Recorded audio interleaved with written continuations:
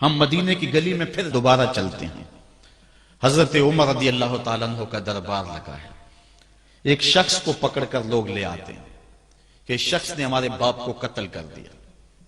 حضرت عمر رضی اللہ تعالیٰ عنہ نے پوچھا کیا ماجرا ہے بھائی؟ اس نے کہا جی واقعی میں ان کے باپ کا قاتل ہوں، لیکن میں نے قصداً قتل نہیں کیا۔ ہوا یہ کہ میں ایک مسافر ہوں، جا رہا تھا، راستے کے اندر سبز چراگاہ تھی، میرا اونٹ بھوکا تھا، اس چراگاہ میں داخل ہو گیا۔ اس کے بوڑھے باپ نے پتھر اٹھایا اور میرے اونٹ کو مارا، اس کی آنکھ نکل گئی۔ مجھے بڑا غصہ آیا، میں نے وہی پتھر اٹھا کر اس کے باپ کو دے مارا، لیکن وہ ایسے ٹکانے پہ لگا کہ اس کا باپ فوراً فوت ہو گیا۔ میرا قصد اور ارادہ نہیں تھا، لیکن بہرحال میں اس بات کا اقراری ہوں کہ میں نے اس کے باپ کو قتل کر دیا ہے۔ آپ جو حکم سنائیں میں اس کو قبول کروں گا، لیکن میں ایک مہلت مانگتا ہوں کہ میرے دوست، میرے بھائی کی کوئی رقم میرے ذمہ ہے، میرے پاس اس نے امانت رکھی ہوئی ہے، اور وہ مجھے پتا ہے کہ میں نے کہاں چھپا کے رکھی ہوئی ہے۔ اگر آپ فیصلہ کر دیتے اور میری گردن کاٹ دی جاتی ہے تو وہ امانت جو میں نے رکھی ہوئی ہے سنبھال کر کے، میرے علاوہ کوئی جانتا بھی نہیں ہے، تو وہ اس تک کون پہنچائے گا؟ اگر آپ مجھے 3 دن کی مہلت دے دیں تو میں جا کر کے اس کی امانت اس کو واپس کر کے پھر واپس آؤں گا، پھر یہ پھندا پھانسی کا میں اپنے گلے میں ڈلوانے کے لیے تیار ہوں گا۔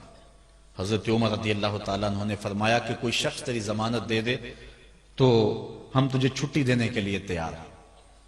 اس نے دائیں بائیں دیکھا، پورے مدینے میں اس کا کوئی شناسہ ہی نہیں تھا، واقف ہی نہیں تھا، ایک اجنبی شخص تھا۔ حضرت ابو ذر غفاری کھڑے ہو گئے، کہا حضرت عمر میں اس کی ضمانت دیتا ہوں۔ ضمانت دے دی گئی، وہ چلا گیا۔ تیسرے دن وعدے کا جو وقت تھا، لوگ جمع ہو گئے، دربار لگ گئے، ابھی تک آنے والا نہیں آیا۔ لوگوں نے کہا ابو ذر تو نے غلطی کی ہے، ایک اجنبی کی ضمانت دی اور ابھی تک وہ نہیں آیا۔ اور میاں صاحب فرماتے ہیں ایک بار جو پھائیں اڑ جاندے اور پھر کدی نہ پھنس دینے۔ ظاہر ہے وہ چلا گیا، واپس تو نہیں پلٹ کے آئے گا، اسے پتا ہے کہ آگے سیدھی سیدھی میری موت ہے، تو تم نے یہ کیا غلطی کی؟ خیر آپ نے فرمایا کہ اگر وہ نہ آیا تو یہ پھانسی کا پھندا میرے گلے میں ڈال لینا، لیکن بہرحال میں نے اس کی ضمانت دی۔ کچھ عرصہ بیتا کہ دور سے گرد و غبار اڑتا ہوا دکھائی دیا۔ جب صورت واضح ہوئی تو وہی شخص تھا۔ حضرت عمر فاروق رضی اللہ تعالیٰ عنہ کے دربار میں کھڑا ہو کہنے لگا حضرت کسی وجہ سے تاخیر سے پہنچا ہوں، معذرت چاہتا ہوں، اب جو حکم ہے پورا کیجیے۔ حضرت عمر رضی اللہ تعالیٰ عنہ اس کے پھانسی کے احکامات جاری کر چکے تھے۔ آپ نے فرمایا کہ ابو ذر یہ بتا کہ تو نے اس کی ضمانت کیسے دی جب تو اسے جانتا نہیں تھا؟ تو سنو حضرت ابو ذر غفاری نے کیا کہا۔ کہا ایک اجنبی میرے محمد کے مدینے میں پناہ مانگ رہا تھا اور اس نے چاروں سمت دیکھا اور کوئی شخص نہیں تھا جو اس کو امان دیتا اور اس کی ضمانت دیتا، تو میں نے اس لیے ضمانت دے دی کہ نہ بھی آیا تو اپنی جان چلی جائے گی، کل کو یہ تو نہیں کہے گا کہ محمد کے مدینے میں کسی نے ضمانت مانگی تھی، پورے شہر میں کوئی ضمانت دینے والا نہیں تھا۔ اس کو کہا کہ انہوں نے تو ضمانت دے دی، میاں اب تو بتا کہ تو چلا گیا تھا، تجھے جانتا کوئی نہیں تھا، نہ پلٹ کے آتا تو تجھے کوئی پوچھنے والا نہیں تھا، تو تو نے یہ دوبارہ موت کے منہ میں کیوں اپنا سر رکھا ہے؟